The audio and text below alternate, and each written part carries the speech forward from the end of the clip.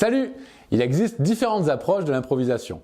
Voici les 4 principales qui vont vous permettre de muscler votre créativité. On voit ça tout de suite, c'est parti!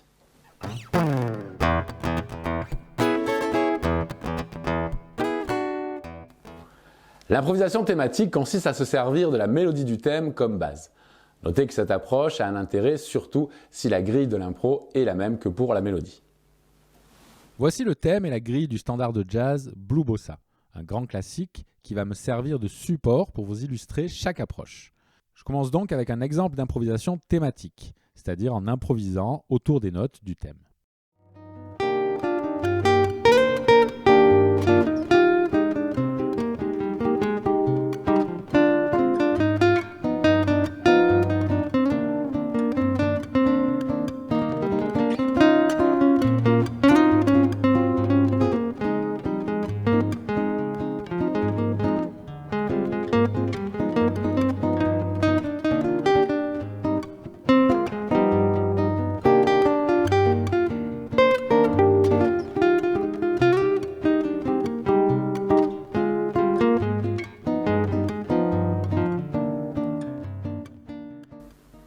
Cette approche est très mélodique et va vous permettre d'improviser avec assez peu de connaissances harmoniques. Mais à long terme, c'est un petit peu limité.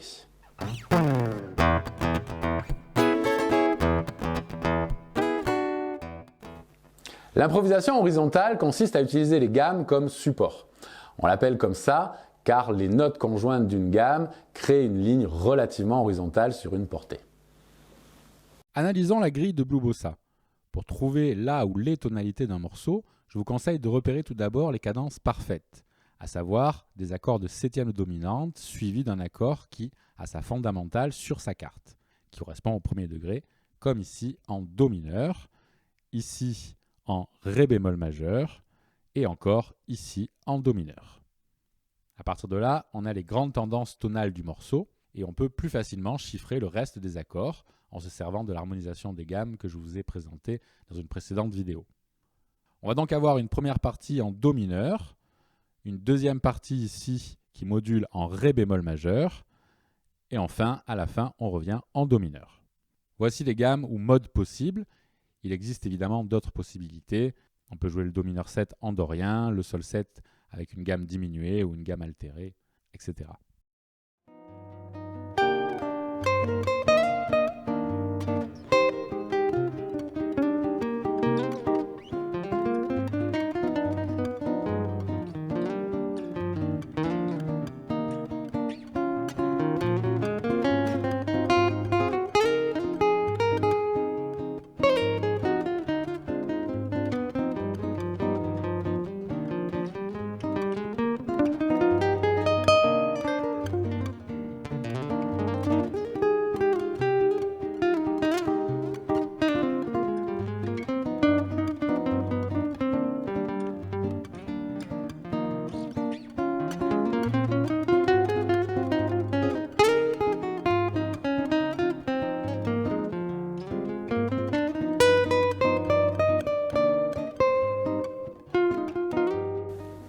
Cette approche est très intéressante pour construire de manière globale votre improvisation, car vous pensez par gros blocs tonal.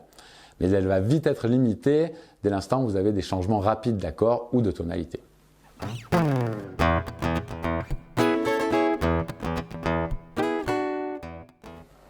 L'improvisation verticale consiste cette fois à utiliser les arpèges comme matériel musical. Verticale, car cette fois l'arpège va former une ligne beaucoup plus verticale sur une portée que les gammes. Je vous conseille d'abord de jouer les arpèges correspondant aux accords de la grille, en commençant avec les arpèges de triade, c'est-à-dire à 3 sons, tonique, tierce et quinte, puis avec les arpèges à 4 sons. J'ai déjà fait des vidéos qui donnent les doigtés de ces arpèges, je vous y renvoie si vous ne les connaissez pas.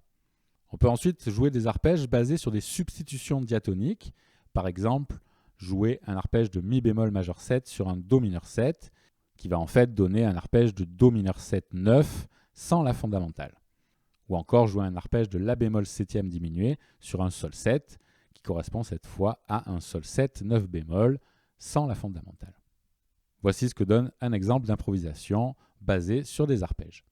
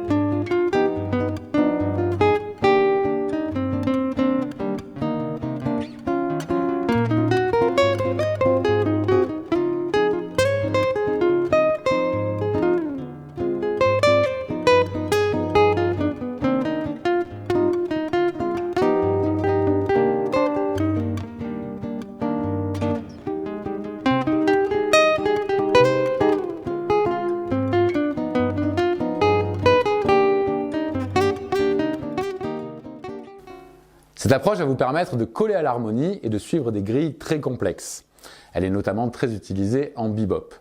Par contre, c'est un peu plus compliqué avec cette approche d'avoir une cohérence globale.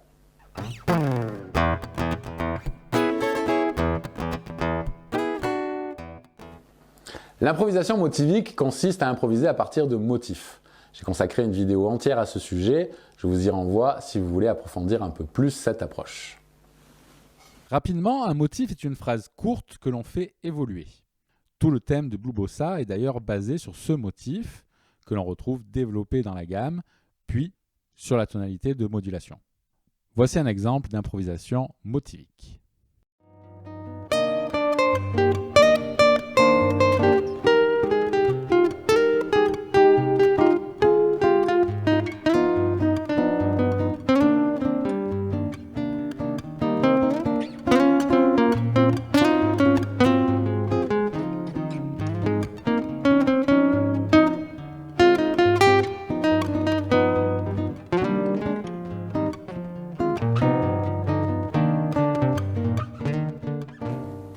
C'est une approche très intéressante pour avoir une bonne cohérence dans votre discours. Chaque phrase ayant un lien avec la précédente, il y a une logique naturelle qui se crée. Évidemment, toutes ces approches ont leurs avantages et leurs inconvénients. Et même si certains styles ou certains musiciens vont en privilégier une, je vous conseille, une fois que vous les avez travaillées individuellement, de les mélanger. Voilà, ce cours est terminé, j'espère qu'il vous a plu. Si c'est le cas, n'hésitez pas à vous abonner, à me laisser un commentaire si vous avez des questions et on se voit dans une prochaine vidéo. Salut!